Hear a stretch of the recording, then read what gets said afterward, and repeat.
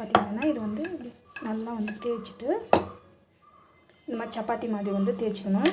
So நம்ம வந்து பார்த்திங்கன்னா சப்பாத்தி மாதிரி பண்ணிங்கன்னா இது வந்து பார்த்திங்கன்னா இந்த மாதிரி வந்து போட்டுட்டு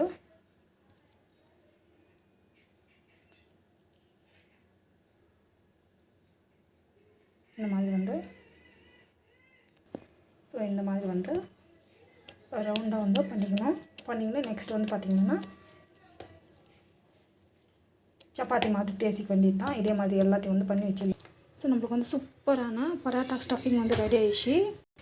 ஸோ இப்போ வந்து பார்த்திங்கன்னா இது வந்து போட்டுடலாம்.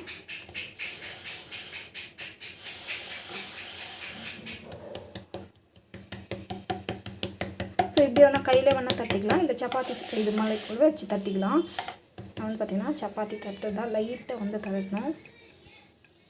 இந்த மாதிரி பார்த்திங்கன்னா போட்டுட்டு நம்ம வந்து பார்த்திங்கன்னா 2 பக்கம் வெந்த பிறகு நம்ம வந்து பார்த்திங்கன்னா வேணால் ஆயில் போட்டுக்கோங்க, இல்லைனா அப்படியே வந்து விட்டுடுங்க. அது நல்லா கொஞ்ச நேரம் வந்து பாயில் ஆகட்டும், அப்புறமா வேணால் திருப்பி போட்டுக்கலாம். ஸோ இது வந்து பார்த்திங்கன்னா ஜஸ்ட்டு வந்து இந்த போட்டுக்கோங்க. ஸோ இந்த ஸ்டேஜில் நம்ம வந்து பார்த்திங்கன்னா லைட்டாக வந்து ரொம்ப ஆயில் போட்டு பார்த்துல நான் வந்து பார்த்திங்கன்னா லைட்டாக தான் ஆயில் போட்டுக்கிறேன். போட்டுட்டு ஜஸ்ட் வந்து